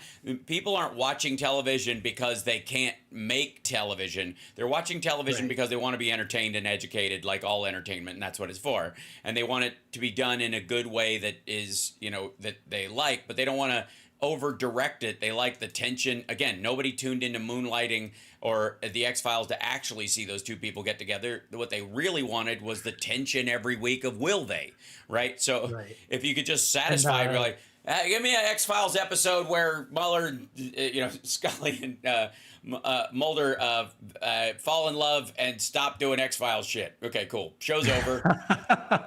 Yeah. Right? That's what they would do. It's like, and some people will do that, that's why but it's choose just, your own adventure movies never really have ever yeah, really exactly. stuck, because people Yeah. don't want to choose. They just want to watch it. Right. I mean, even Clue, like, you're like, I've seen the A ending, the B ending, and the C ending. Like, that was based on a board game, so at least it was kind of cute. Yeah. Yeah. There There was a Black Mirror that you could choose. I think there was a Black Mirror like that too. Right. Oh, yes. No, they've tried it with Netflix movies. There's Netflix, like, choose your own adventure versions Netflix. of movies. Yeah. And it didn't work because who the fuck needs it? Like, I'm not watching Or there's television only because I one want to do and something. that's enough, you know? Right. I'm not, you're missing the point. You know what I mean? Yeah. I mean, look, if everybody could just go to a concert and yell, play Freebird, and the band automatically started playing Freebird, it would really fuck up the experience. It wouldn't be good. And it's not really what people want. And as someone listen who to at it the on your AirPods. yeah, as someone who at the sexy liberal thing, like when I do my Florida Man song, some people will come up and yell, like, they'll yell Freebird because I walk up with a guitar and I start doing it and they're totally caught off guard. And I'm not. I mean, if it wasn't a 9-minute song or whatever the fuck, I'd do the whole thing. But anyways, I know I've held you over again. Okay, yeah, let's so, let you get to. Yeah, I'll just finish up with. Yeah, I got 15 minutes to shovel some news in there, but I will say that OpenAI has just raised another 6.6 billion in their venture capital raising thing, right about the time that everybody else is lapping them. Is ChatGPT on the cutting edge? Yeah. Absolutely, but is Claude right behind them or parallel to them? Yes. Is all these other AIs? Once it happened, it's too easy to copy.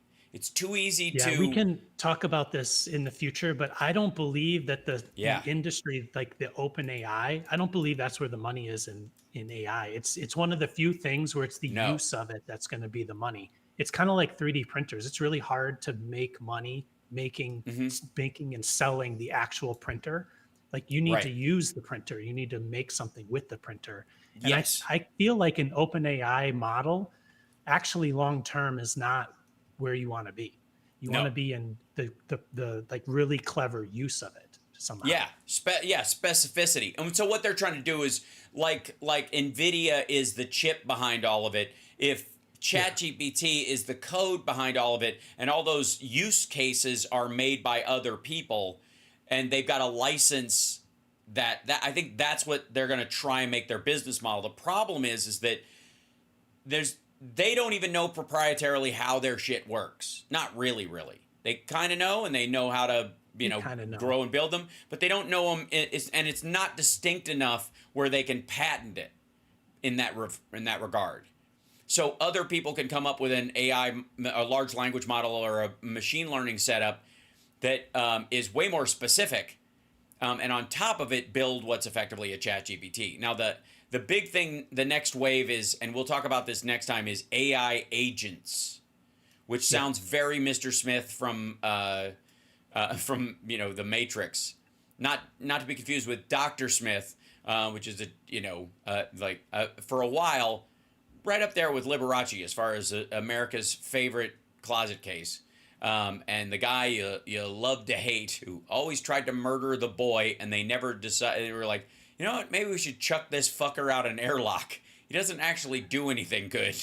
And we've got a robot in case anybody needs some attention. Again, if you're eating resources in space and you're trying to get your fellow crew members killed, and they've got a robot that can do everything you can do, tick-tock, motherfucker. Tick-tock. So, thanks so much, Rob. I appreciate you letting me hang on to you for a bit. Thank you, everybody, in the chat, and yeah, have a great weekend. And we'll jump into a little bit of the morning trending news right after this. Thanks so much, Rob. I'll see you later. Yep. Bye, everybody. Thanks, brother. Okay, there he goes. I keep, I mean to try to, because his time is very valuable. Rob is a very busy guy, and he's been working on a project, and we tore him away from it. And I feel bad when we go over an hour with him because he's got shit to do. But these conversations are so fucking cool.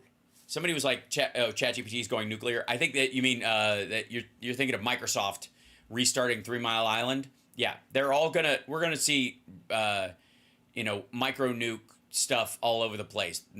Come on, thorium. We'll get there eventually.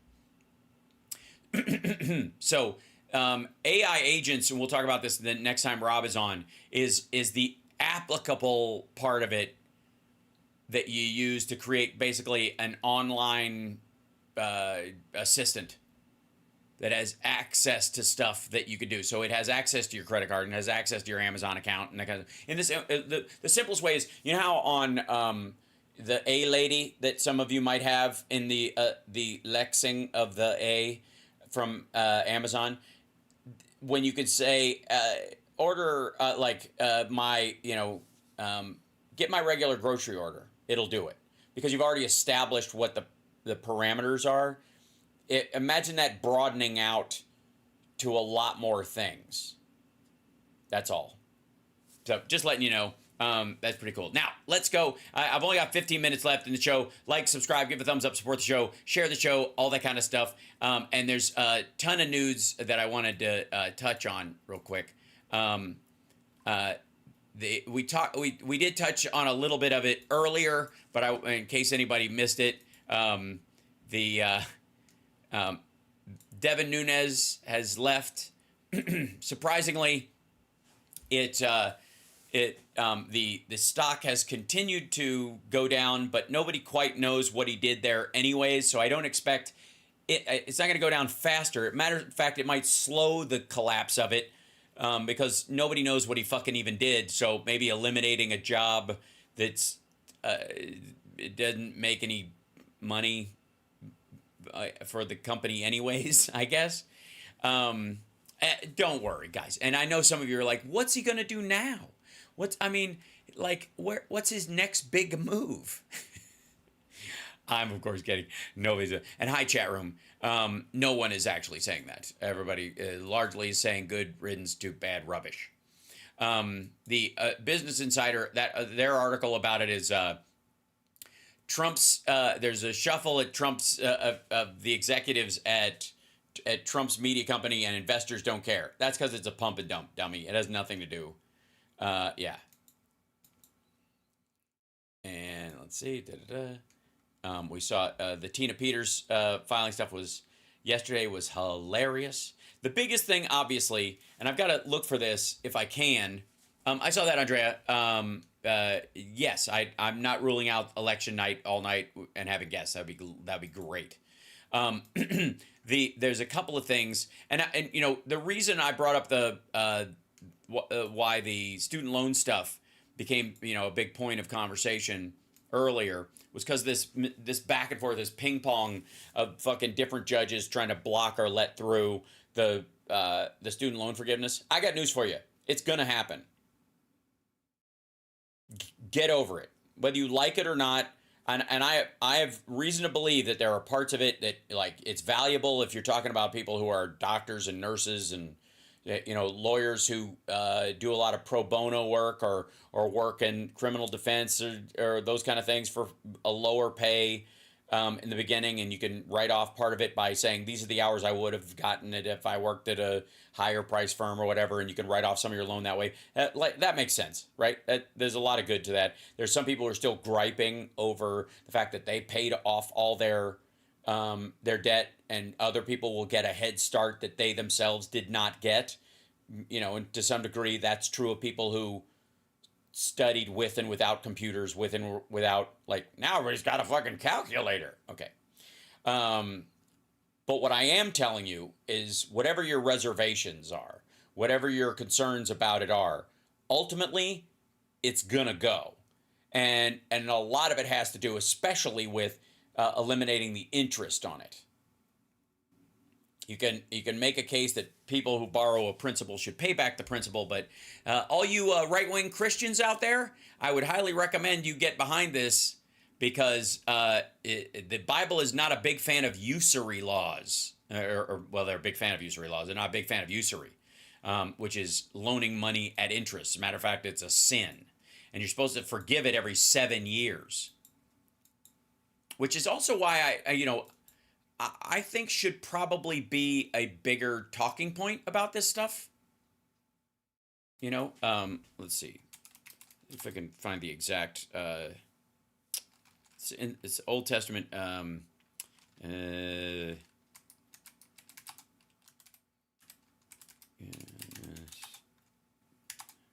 7 fat years and 7 lean years. Yes. Yeah. Okay. It's Deuteronomy, right in the early part of it. That's what it was. I was going to say Deuteronomy, and then I said, it's got to be Deuteronomy. In Deuteronomy, I think. Okay.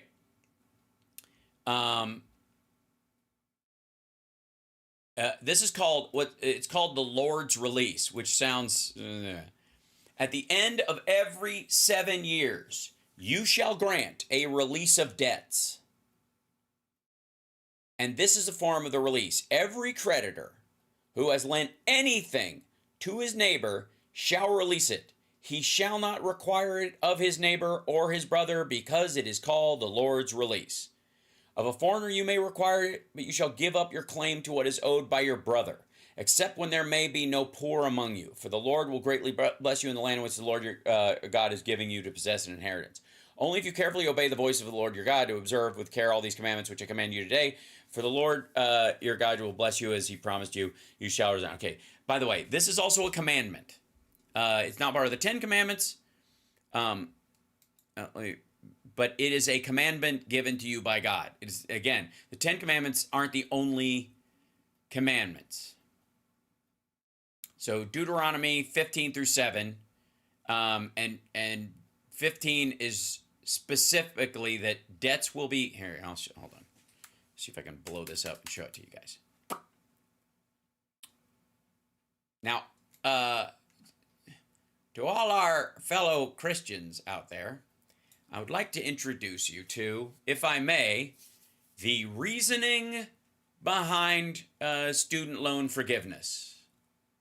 No matter what, try as you might, and I know Jesus said pay your taxes, but on top of that, it doesn't matter what you loaned them or who you loaned it to. If they're an American citizen and they're your neighbor or your brother, in this case, at the end of every 7 years, you shall grant a release of debts.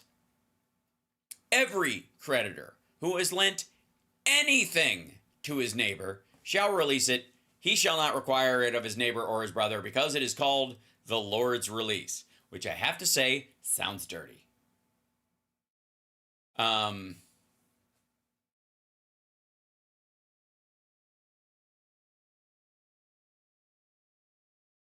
Stop it. Stop it. Yes, I'm talking to you. Stop it. The Lord's release. Quit. It is indeed a full release. I don't know how else to put it, but this is the Lord's release. The Lord's release, every 7 years, all debts are forgiven. Done. Yeah. So don't loan anybody anything that requires them to take more than 7 years to pay it back, if you believe in the Lord thy God. Now, can I show you the other part of Deuteronomy that the Republicans really aren't going to like? Oh, they're going to hate this. Oh, it's going to be the. Oh, it's there. This is again. It's this. If there is among you, welcome to church, friends. Welcome to the Bible verses that never get read out loud in Joel Osteen's church. That's right. Ladies and gentlemen, if I may, hold on. I need special hair for this. Where do we have, if I may, bring this up right now. Let's see. Some sort of. Let's see. Big hair. I need something. Friends, this is terrible. That doesn't look at all. Welcome to the Lord's Day. Okay. Praise Jesus. So glad to have y'all happen. Welcome to the Church of House Sparks Megaworldwide. If I may, gather round, and we shall read unto them, the brethren, the children. The children? Sure, why not? Fuck it. We shall read the Lord's words upon them, delivering unto them a message that they themselves cannot receive upon their hardened and calcified souls. Deuteronomy instructs us. If there is among you a poor man of your brethren within any of the gates in your land, which I assume means ports of entry and any place north of the southern border, which the Lord your God has given you, which apparently you believe about America, because this is the land that the Lord made, you shall not harden your heart nor shut your hand from your poor brother, but you shall open your hand wide to him. Okay? Wide. And willingly lend him sufficient for his needs, whatever his needs. Beware, lest there be a wicked thought in your heart, saying, the 7th year, the year of release is at hand, and your eye be evil against your poor brother, and you give him nothing. And you cry out to the Lord against you, it become a sin among you. You shall surely give to him, and your heart should not be grieved when you give to him. Because for this thing the Lord your God will bless you in all your works, and in all that which you put your hand. For the poor will never cease from the land. Therefore I command you, saying, you shall open your hand wide to your brother, to your poor and your needy in your land. Lord bless us all. Let us pray. Lord, we thank you for flicking the bullet away from Donald Trump, but not so much that it didn't hit the ear, which bleedeth the most amongst the head elements, besides, I suppose, the rest of the head, but not important. We'll settle that later. You, in your great wisdom, decided that the ear doth bleed the most. Philippians chapter 2, verse ping.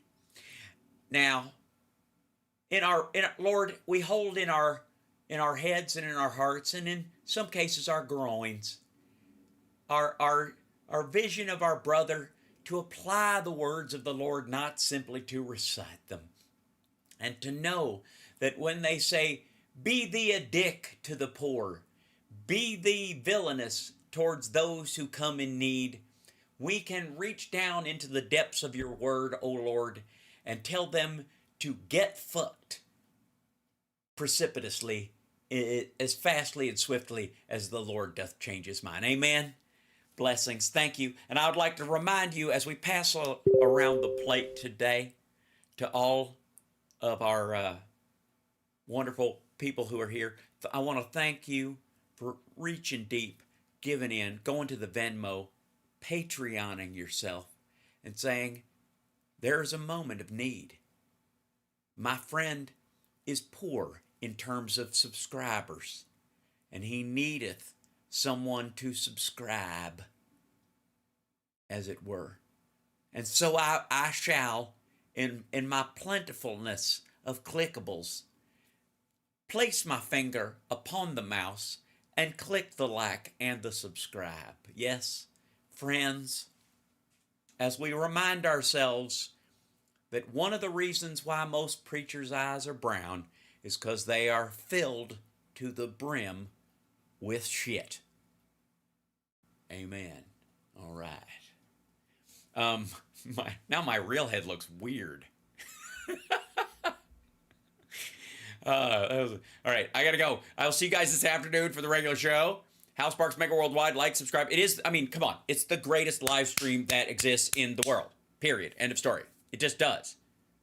Hit it. And also subscribe to the House Parks podcast, Megaworldwide, wherever you get your podcasts. Get those numbers up. Help me there as well. I'm spreading the love. I got so many channels, but just go around and flick those little things. It's not gonna fill your. It's not like donating to Act Blue. It's not gonna. I'm not gonna blow up your goddamn phone. If you're gonna subscribe on YouTube, hey, don't hit the notification bell. You know what I'm on. Shit, I like to surprise the algorithm anyways. Love you guys. You guys are wonderful. Now I still have more cleaning up to do between now and the next show because my girlfriend's mom's coming to visit and the downstairs is a wreck. I've been trying to organize and it's a lot, okay? It's a lot. And now that Devin Nunes isn't working at Truth Sinkhole anymore, I don't even know if I'm going to be able to stream over there on Truth Plus.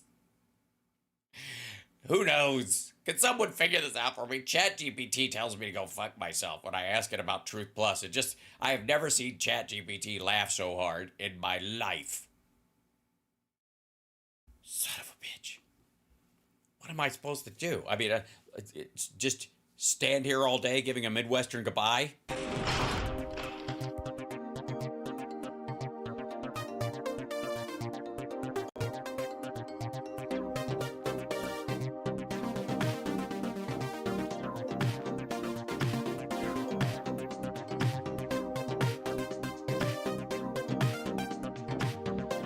Thank you, Arizona Sunflowers.